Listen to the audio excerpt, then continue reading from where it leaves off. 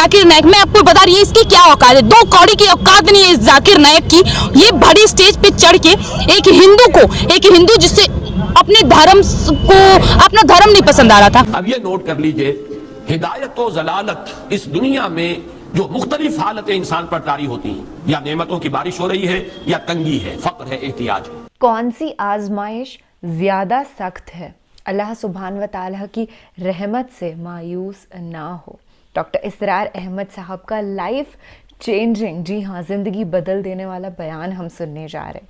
हे hi hello नमस्ते जी, सत श्री अकाल, अस्सलामु अलैकुम। मैं निधि शर्मा इंडिया से, and I am very fond of listening to his lectures, क्योंकि मेरे फेवरेट मौलाना जी, मुफ्ती जी डॉक्टर इसरार अहमद साहब है, और इनके जैसे इस्लामिक स्कॉलर्स 100 बरस में कभी एक बार पैदा होते हैं। तो भाग्यशाली हैं आप और किस्मत वाली हूँ मैं कि साथ बैठ कर के डॉक्टर इसरार अहमद साहब का दिया हुआ इस्लामिक बयान सुन पा रहे हैं। एंड वन मोर थिंग, आजमाइश तो सख्त होती है, तभी तो उसे एक टेस्टिंग पीरियड कहा जाता है। तो इंडीड जिंदगी में कई मर्तबा हमको उतार चढ़ाव का सामना करना पड़ेगा, but ultimately we all have to realise कि हम सब क्रिएशन हैं अल्लाह सुब्हान व तआला की, ही इज द क्रिएटर। तो एटीट्यूड, ईगो, नफ्स पर काबू करना हमारा फर्ज है। एंड एज ऑलवेज बदबू पांडे इज मॉकिंग अबाउट इस्लाम। दीन इस्लाम की शान में गुस्ताखी करना जैसे अब इस लड़की की जिम्मेदारी बन गई है। खैर पछताएगी ये बहुत, क्योंकि जिंदगी आफ्टर ऑल कुछ दिन का मेला है। एक दिन हम सब ने यहाँ से चले जाना है, और जो कर्म किए हैं ना उसके फल भी चख करके जाना है। हमारा रब अल्लाह जानता है कि इसकी कितनी बड़ी गुनहगार है और किस तरीके से इसे सजा देनी है। खैर हम तो प्यार करने वाले लोग हैं, तो हमारे बीच की मोहब्बत हमेशा जिंदा रहने वाली है। मुसलमान बुरे नहीं, इस्लाम बुरा। क्यों? वो कुरान के अनुसार चलते हैं। कुरान में लिखा हुआ बात गलत होता है। कुरान में अगर लिखा है कि काफिरों को, अगर ये बात है तो भाई वो मारेंगे। क्यों? वो तो दबके रह रहे हैं ना। मियाँ का बच्चा कोई ना अच्छा, जो अच्छा वो हिंदू का बच्चा। बात क्लियर है भाई। मियाँ का बच्चा अच्छा ही नहीं हो सकता, एकदम साफ बात है। बात से तो सहमत नहीं करते आप। ये फिर अगर आप सहमत नहीं करते तो फिर आपको भी जरूरत है भाई, हमें अपना धर्म पढ़ने की। जो हम अपने धर्म को जिसने नहीं पढ़ा वही हमारे खिलाफ होगा। ये जाकिर नायक, मैं आपको बता रही हूँ इसकी क्या औकात है, 2 कौड़ी की औकात नहीं है इस जाकिर नायक की। ये बड़ी स्टेज पे चढ़ के एक हिंदू जिससे अपने धर्म को, अपना धर्म नहीं पसंद आ रहा था। एक कोई हिंदू था जिसे अपना धर्म पसंद नहीं आ रहा था, वो कह रहा था कि मुझे इस्लाम धर्म में आना है, मतलब मुसलमान, मुझे खतना करवाना है। ठीक है, उस गवार ने अभी अपना कोई ग्रंथ तक नहीं पढ़ा, उसकी औकात नहीं है कि वो कोई ग्रंथ उठा के पढ़े। वो जाकिर नायक उससे पूछते हैं कि अच्छा एक बात बताओ कि तुम्हारी श्री कृष्ण की कितनी पत्नियां थी? वो कहता है 16,000। ठीक है, तो तुम्हारी 16,000 थी तो हम 4 भी नहीं रख सकते? और वो लोग हंसने लगते हैं ये बोल के। इस जाकिर नायक की औकात है कि हमारे श्री कृष्ण पे सवाल करे। इसे पता भी है कि श्री कृष्ण ने 16,000 श्री कृष्ण की 16,000 पत्नियां कैसे हुई। हमारे देश में आज भी एक कारक दिवस ऐसा कुछ मनाया जाता है। कारक एक राक्षस का नाम था जिसने सभी जगह युद्ध किया, भगवानों से भी युद्ध करा, और उसके बाद टोटल मिला के उसके पास 16,000 उनकी बहन को, उनकी पत्नियों को मतलब अपने पास रख लिया। टोटल 16,000 थी। जब पानी सर से ऊपर गया, श्री कृष्ण ने उस राक्षस को 16,000 जो उनके पास औरतें थी, उसने श्री कृष्ण से कहा अब हमारा क्या होगा? हम किसी राक्षस के पास इतने दिनों से रह रहे थे, अब हमारा जिंदगी कौन संभालेगा? हमें दुनिया तो नीच भावना से देखेगी। सच्चाई उस वक्त भी वही था और आज भी यही है। औरतों को ही गलत नजर से देखा जाएगा। तो श्री कृष्ण ने कहा मैं तुम्हें बहन बनाऊंगा, लेकिन अगर वो उसे बहन बनाता तो उनसे शादी कौन करेगा? क्या कोई भी मर्द उस औरत से शादी करेगा जो इतने दिनों तक राक्षस के पास रही? नहीं करेगा। तो श्री कृष्ण ने उन 16,000 औरतों से विवाह करा। ये है सच्चाई। अगर सच्चाई ना पता हो तो हमारे देवी देवताओं पे, हमारे ग्रंथों पे सवाल ना उठाएं। मैं उस जाकिर नायक को भी यही कह रही हूँ। और ये जो हमारी पूरी बॉलीवुड गैंग है ना, इसकी भी यही गलती है, चाहे वो कपूर फैमिली हो या खान फैमिली हो। इसने हमारे किसी ग्रंथ को नहीं पढ़ा और हमारे ग्रंथ पे सवाल करते हैं और हमारे हिंदू धर्म, हमारे हिंदू देवी देवताओं पर मजाक उड़ाते हैं। जितना करना था कर गए, अब इन सब का कुछ नहीं हो सकता। कितना भी कर ले, इन लोग को कोई दुआ सलाम नहीं मिलने वाला। अब कुछ नहीं हो सकता इन लोग का। अब ये नोट कर लीजिए, हिदायत और जलालत इस दुनिया में जो मुख्तलिफ हालतें इंसान पर तारी होती हैं, या नेमतों की बारिश हो रही है, या तंगी है, फक्र है, एहतियाज है, दुनियावी हैसियत है, वजाहत है, या दुनिया में गुमनामी है, कसनवी फुर्सत के भैया किस्ती, कोई आपका हाल ही नहीं पूछ रहा कि तुम हो कौन, तुम्हारे मुंह में कितने दांत हैं, या ये कि दुनिया में इख्तिदार की किसी मुस्नद पर इंसान बैठा है, या ये कि कोई उसके हाथ में इख्तियार नहीं। ये तमाम जो हालात इंसान पर तारी होते हैं, इनके जवाब में जो तर्ज अमल فکری اعتبار سے اور عملاً انسان اختیار کرتا ہے اس کے 4 درجے ہیں. پہلا درجہ ہے انتہائی گمراہی، ضل ضلالا بعیدا. یہ تو ہے شرک ہونے کے اعتبار سے یہ ہے ضل ضلالا بعیدا، انتہائی پستی. اس پستی سے اوپر آئیں گے تو توحید کی پہلی منزل ہے. عزت دی اللہ نے دی، اگر کوئی تنگی آ گئی، فقر، تکلیف، کوئی ذلت، رسوائی، یہ بھی اللہ کی طرف سے. ایک اعتبار سے تو انسان ہدایت پر آ گیا. بڑی گہرائی تھی اس گندگی کی اور اس خباثت کی جو شرک جس کا نام ہے، اس سے انسان نکل آیا، نجاست سے. توحید تو ہے لیکن ابھی اس میں اس کی گمراہی کا ایک ایلیمنٹ شامل ہے. اور یہ گمراہی سے جب تک آگے نہیں آئے گا، اوپر نہیں ابھرے گا، اس کا طرز عمل کیا ہوگا کہ ذرا کچھ مل گیا، عزت مل گئی، پھولے نہیں سما رہے، اب زمین پر قدم نہیں ٹک رہے، گردن اکڑ رہی، کہیں محرومی ہو گئی، کوئی تکلیف آ گئی، کوئی مشقت، فقر آ گیا، اب بجھ کر رہ گئے. ان دونوں کیفیات میں انسان کا پینڈولم جو ہے وہ ایکسٹریم کو جائے گا. یہ کب ہوگا؟ جبکہ انسان یہ سمجھتا ہے کہ اس دنیا میں جو دولت مل گئی یا عزت مل گئی تو یہ گویا کہ بڑی کوئی قابل فخر شے ہے، اور اگر یہاں پر کوئی تکلیف آ گئی، کوئی مصیبت آ گئی، فقر و فاقہ آ گیا تو یہ گویا کہ بہت ہی اہانت آمیز شے ہے. اگر یہ انسان سمجھے گا تو طرز عمل وہ نکلے گا نتیجے کے طور پر جو میں بیان کر چکا ہوں. یہ گمراہی ہے. اس گمراہی سے نکلیں گے تو آپ کس مقام پر آئے؟ دوسری منزل ہدایت کی کیا ہے؟ نہ یہ عزت ہے نہ یہ ذلت ہے، دونوں حیثیتیں برابر ہیں کہ یہ امتحان ہے. اسی لیے ان دونوں آیتوں میں ایک لفظ قدر مشترک ہے، اذا مبتلاہ فاما الانسان اذا مبتلاہ ربہ فاکرمہ ونعمہ. یہ بھی ایک ابتلا ہے، آزما رہا ہے اللہ. کبھی وہ دے کر آزماتا ہے، کبھی چھین کر آزماتا ہے، کبھی فقر و فاقہ سے آزماتا ہے، کبھی وہ کثرت دولت اور کثرت مال سے آزماتا ہے، کبھی وہ صحت دے کر آزماتا ہے کہ یہ قوت اور توانائی اور صحت جو میں نے دی ہے یہ اس میں کیا کرتا ہے، کبھی وہ مرض کے ذریعے سے آزماتا ہے کہ صبر کرتا ہے کہ نہیں کرتا.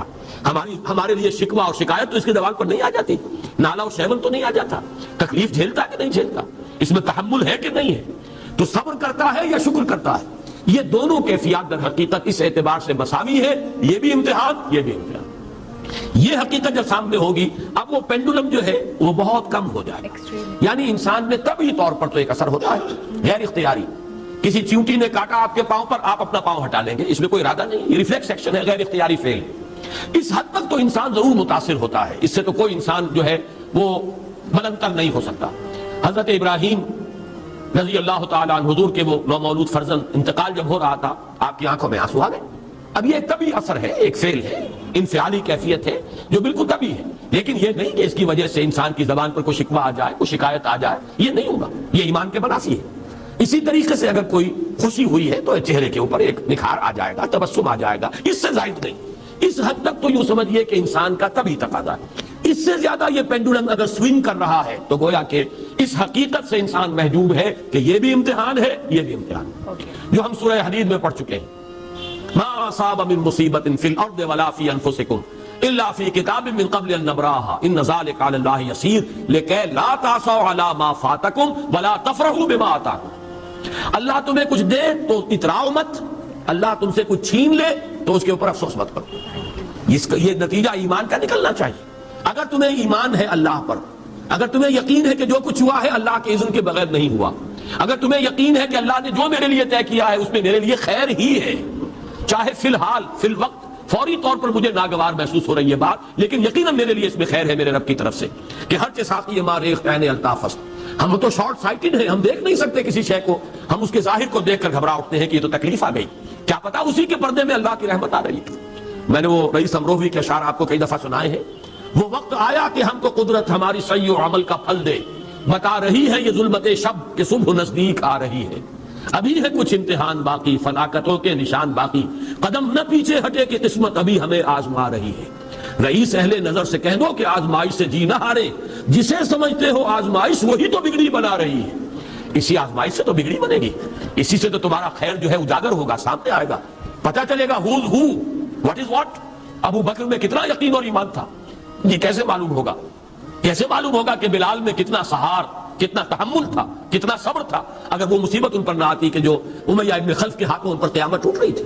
تو یہ ساری چیزیں جو ہے ما اصاب من مصیبت فی الارض ولا فی انفسکم الا فی کتاب من قبل ان نبرأ ان ذلک علی اللہ یسیر لکی لا تعصوا علی ما فاتکم ولا تفرحوا بما آتاکم واللہ لا یحب کل مختال فخور. اگر اس حقیقت سے محجوب ہو جاؤ گے تو پھر اختیال اور فخر اور گھمنڈ پیدا ہو جائے گا تمہارے اندر، یا دوسری طرف مایوسی، کمر ہمت ٹوٹ کر رہ جائے گی، خودکشی کرنے کو انسان آمادہ ہو جاتا ہے ذرا کوئی ناکامی دنیا میں آ گئی، کوئی تکلیف آ گئی۔ یہ ہے در حقیقت تیسری منزل، ہدایت کی دوسری سیڑھی۔ پہلا کیا تھا؟ نہایت ضل ضلالا بعیدا، کوئی خیر مل گیا تو کسی دیوی کی نگاہ کرم، کوئی تکلیف آ گئی تو کسی دیوتا کی ناراضی، یہ تو ہے ضل ضلالا بعیدا۔ اس سے اوپر آئے، یہ پہلی سیڑھی ہدایت کی ہے۔ عزت ہے تو اللہ کی طرف سے، اور اگر کوئی ذلت ہے، تنگی ہے تو اللہ کی طرف سے، یہ ہدایت کا آغاز ہو گیا۔ یہ توحید کی بنیادی منزل ہے۔ اس سے اگلی منزل، یہاں کی ذلت ذلت نہیں، یہاں کی عزت عزت نہیں۔ ذالک یوم التغابن، ہار اور جیت کے فیصلے کا دن تو قیامت کا دن ہے۔ وہاں معلوم ہوگا جس کو اسرو عزت ملی وہ عزت والا ہے، جو اسرو ذلیل ہو گیا وہ ذلت والا ہے۔ یہ تو امتحان ہے، دار الامتحان ہے۔ خلق الموت والحیات لیبلوکم ایکم احسن عملا، یہ تو دار الامتحان ہے۔ امتحان ہونے کے ناطے دونوں برابر ہیں۔ اس سے اوپر ہے ایک چوتھی منزل، ہدایت کی تیسری منزل۔ وہ کیا ہے؟ عام طور پر انسان یہ سمجھتا ہے کہ یہ جو آزمائش ہے تنگی کی اور فقر و فاقہ کی، یہ سختر آزمائش ہے، اور نعمتوں کی بارش ہو تو یہ آسان آزمائش ہے۔ یہ بھی ابھی گمراہی کا ایک پرت جو ہے اس کی باقی ہے۔ ابھی ہدایت کا جو کامل جو ہوگا انکشاف، وہ کب ہوگا؟ جب انسان اس حقیقت کو جان لے کہ جہاں وسعت ہو، جہاں کثرت ہو، وہ زیادہ بڑا امتحان ہے، سخت امتحان ہے، بجائے اس کے کہ اگر قلت ہے، کمی ہے، یہ کم تر امتحان ہے، یہ کم بھاری امتحان ہے۔ کیوں؟ کہ اگر آپ کے پاس کثرت ہے، آپ کے اندر غفلت پیدا ہو جائے گی، کثرت کا لازمی نتیجہ غفلت ہے۔ اور اگر قلت ہے، بمشکل گزارا ہو رہا ہے، تو اللہ یاد رہے گا، راتوں کو گڑ گڑائیں گے۔ آسائش میں اللہ کو بھول جانا زیادہ ممکن ہے، بلکہ متوقع ہے، اور تکلیف میں اللہ کا یاد آنا زیادہ متوقع ہے۔ اس میں انسان فریاد کرتا ہے، اللہ سے دعا کرتا ہے، تو کون سی چیز نتیجے کے اعتبار سے بہتر ہوئی؟ معلوم ہوا یہ امتحان جسے آپ ہلکا سمجھ رہے ہیں یہ سختر ہے۔ اگر اصل کامیابی قیامت کی اور آخرت کی ہے تو یہ امتحان زیادہ سخت ہے بنسبت اس امتحان کی، اگرچہ اس امتحان کی بھی ایک آخری شکل ہے جس کے بارے میں حضور نے فرمایا کاد الفقر ان یکون کفرا۔ لیکن عام حالات میں یہ سمجھ لینا چاہیے کہ یہ بھی امتحان، یہ بھی امتحان۔ لیکن اگر تنگی ہے، اس کے لیے بھی حدیث بڑی پیاری ہے، حضور نے فرمایا ما قل و کفا خیر مما کثر و الہا، اگر کم ہو لیکن کفایت کر جائے، ضرورت پوری ہو گئی، پیٹ کو جتنا درکار تھا جسم اور جان کا رشتہ برقرار رکھنے کے لیے اتنا مل گیا، نہیں کوئی کئی کورسز کے ڈنر کھائے ہیں، نہیں کوئی اس کے اندر جو ہے لذت ہے، لیکن یہ کہ بنیادی ضرورت پوری ہو گئی، کسی کے سامنے ہاتھ نہیں پھیلانا پڑا، کسی کے سامنے عزت نفس کو ہتھیلی پر رکھ کر پیش نہیں کرنا پڑا۔ ما قل و کفا، جو کم ہے لیکن کافی ہے، خیر وہ کہیں بہتر ہے اس سے مما کثر و الہا، جو ہو تو بہت لیکن اس سے غفلت طاری ہو جائے۔ الہاکم التکاثر، یہ تکاثر تو انسان کو غفلت کے اندر مبتلا کر دینے والی شے ہے۔ یہ ہے اصل میں کہ جس کے لیے تاریخی اعتبار سے نوٹ کر لیجئے واقعہ امام احمد ابن حنبل رحمہ اللہ، ان کی تاریخ کا، ان کی زندگی کا یہ واقعہ بہت ہی سبق آموز ہے۔ خلق قرآن کے مسئلے پر جب خلافت بنی عباس کے دوران ان پر تشدد ہو رہا تھا، مارا جا رہا تھا، جیل میں تعذیب، پرسیکیوشن، وہ مار ماری جا رہی تھی جس کے بارے میں آتا ہے کہ اگر ہاتھی کو بھی وہ مار ماری جاتی تو وہ بھی بلبلا اٹھتا۔ اس وقت کبھی ان کی آنکھوں میں آنسو نہیں آئے، ایک صبر اور ثبات اور استقلال کا پہاڑ کھڑا جھیل رہا۔ پھر وہ حکومت تبدیل ہو گئی، اب وہ جو خلیفہ وقت ہے وہ خود اس مسئلے میں ان کے ہم خیال ہیں، اب انہیں جیل سے تو نکال دیا گیا۔ اس کے بعد یہ کہ ایک وقت آتا ہے کہ دارالخلافہ سے اشرفیوں کی ایک تھیلی لے کر ایک شخص آتا ہے کہ یہ خلیفہ نے آپ کو ہدیہ بھیجا ہے، نذرانہ ہے، اس پر رو پڑے اور یہ عرض کیا بارگاہ خداوندی میں، پروردگار میں اس آزمائش کے قابل نہیں ہوں، یہ آزمائش کہیں سخت ہے، یہ سنہری آزمائش، وہ پہلی آزمائش، اس کو ریزسٹ کرنا جو ہے، ٹیمپٹیشن کو ریزسٹ کرنا یہ کہیں مشکل ہے اس پرسیکیوشن اور اس تشدد کو برداشت کرنے سے۔ تو یہ خاص طور پر یہ نمایاں نشان ذہن میں رکھیے۔ تو ان آیات میں کہ جو نہایت اہم ہے یہ دو آیتیں قرآن مجید کی، بظاہر سوال آتا ہے کہ اس میں حرج کی کون سی بات ہے؟ اللہ تعالیٰ معز ہے، اللہ تعالیٰ مذل ہے، تعز من تشاء وتذل من تشاء بیدک الخیر، یہ سورہ آل عمران میں آیت آئی کہ نہیں آئی؟ لیکن یہ کہ اصل میں یہ چار درجے ذہن میں رہنے چاہیے۔ اگر آسانی ہو، عزت ہو، دولت ہو، فراوانی ہو تو کسی دیوی کی نگاہ کرم یا دیوتا کا کرم، تکلیف ہو، مصیبت ہو تو کسی دیوی یا دیوتا کا اظہار غضب، ناراضگی کا مظہر۔ اس سے اوپر آئے جو عزت دی ہے اللہ نے دی ہے، مجھے اللہ نے باعزت کر دیا دنیا میں، اور یہ ذلت اللہ نے مجھے ذلیل کر دیا، اس کے اعتبار سے یہ ہدایت ہے، توحید تو آ گئی، لیکن ابھی گمراہی کا ایک ایلیمنٹ شامل ہے۔ وہ گمراہی کیا ہے کہ نہ یہاں کی عزت ہے، نہ یہاں کی ذلت ہے۔ وہ جو بھی سردی گرمی اور نرمی سختی، ان تمام کو جو ہے وہ برابر رکھو کہ دونوں جو ہے یہ آزمائش کی کیفیتیں برابر ہیں۔ یہ ہو گئی گویا کہ اس سے ایک درجہ بلند۔ ابھی اگر ذہن میں آپ کے یہ ہے کہ یہ فراوانی اور دنیا میں نعمتوں کی بارش اگر ہو رہی ہو تو اس کو سمجھنا کہ یہ ہلکی آزمائش ہے، اور اگر فقر و فاقہ ہو، تنگی ہو، گمنامی ہو اور دنیا کے میں کوئی حیثیت اور اہمیت حاصل نہ ہو تو یہ گویا کہ زیادہ سخت امتحان ہے، تو ابھی گویا کہ گمراہی کا ایک ایلیمنٹ موجود ہے۔ حقیقت منکشف ہوگی جبکہ یہ بات واضح ہو جائے کہ یہ امتحان جو ہے نعمتوں والا امتحان یہ سخت تر ہے، اور فقر اور احتیاج والا امتحان یہ نسبتاً آسان ہے۔ اس میں اللہ کی طرف رجوع کی توقع زیادہ ہے، اس میں غفلت کا اندیشہ زیادہ ہے۔ Now this is called real Islamic knowledge. سبھی کی زندگی میں ایک آزمائش کا دور ضرور سے آتا ہے، اسپیشلی اگر آپ ایمان والے ہیں تو. And mostly every one has this misconception کہ جب ہماری حالت فائنینشلی ٹھیک نہیں ہے، ریلیٹیوز ہم سے زیادہ بات چیت نہیں کر رہے، سماج سے کوئی کنیکشن نہیں ہے، تب زیادہ ہارڈ والی کٹھور آزمائش ہے، اور جب ہمارے پاس دولت ہے، عزت ہے، سماج ہے، تب ایزی والی آزمائش ہے. انفیکٹ وہ کوئی آزمائش ہی نہیں ہے بلکہ یہ ایک شرک ہے، ایک گمراہی ہے جس سے ہمیں باہر نکلنا ہے. وی نیڈ ٹو انڈرسٹینڈ کہ وہ فیز جب ہمارے پاس دولت بھی ہے، عزت بھی ہے، یہ زیادہ ہارڈ والی آزمائش ہے، کیونکہ اس سمے ہم کو we have to be thankful each and every second of our life. جب بھی فائنینشیل کرائسس ہوتی ہے یا سماج ہم کو بہشکرت کر دیتا ہے، ایک طریقے سے زیادہ انٹریکٹ کرنا پسند نہیں کرتا، واہواہی نہیں کرتا، تب ہمیں لگتا ہے کہ ہمیں اللہ سبحانہ و تعالیٰ سے دعا مانگنی چاہیے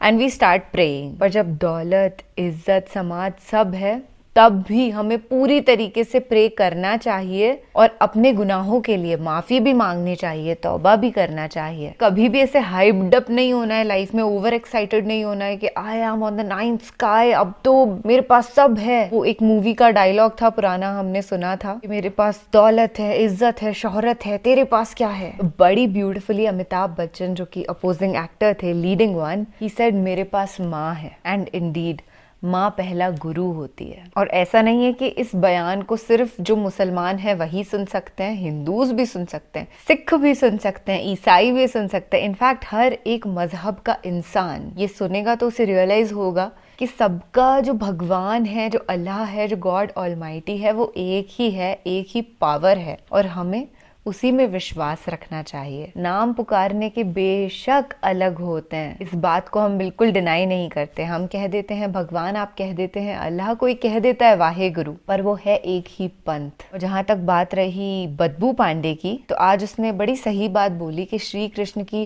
جو 16,000 بیویاں تھیں وہ ان کو سیف گارڈ کرنے کے لیے انہوں نے شادی کی تھی، اینڈ ادروائز وہ چیخ ہی رہی تھی جیسے وہ ہمیشہ چیختی ہے. اور ایسے چلا چلا کے جو اسلام پیارا دین ہے اس کے خلاف یہ بھڑکاؤ بھاشن دیتی ہے، اس کو شرم آنی چاہیے. انفیکٹ اسے پوری مسلم کمیونٹی سے معافی مانگنی چاہیے ہاتھ جوڑ کر کے کہ آج کے بعد ایسی حرکت نہیں کروں گی. پر خیر یہی اپنے کرم خراب کر رہی ہے ایسی سب چیزیں کر کے، اور بھگوان اس کو اس کے کرموں کا پھل ضرور سے دیں گے. دیکھیے گا اتہاس گواہ ہے کہ جتنے بھی گستاخ رہے ہیں، اگر انہوں نے وقت رہتے ریئلائز نہیں کیا ہے، توبہ نہیں کی، معافی نہیں مانگی اللہ سے، تو ان کا انجام بڑا عبرتناک آیا ہے. اور ہم تو سیکھ ہی حاصل کرتے ہیں جیسے ہم نے اس بیان سے کری. تو کبھی بھی اپنی لرننگ کو سیز مت کرنا اور ہمیشہ خوش رہنا، ایمان والے بن کر رہنا، سچ کی راہ پر، حق کی راہ پر چلنا. خیال رکھیے گا اپنا اور اپنے سبھی گھر والوں کا. ہنستے مسکراتے رہیے گا.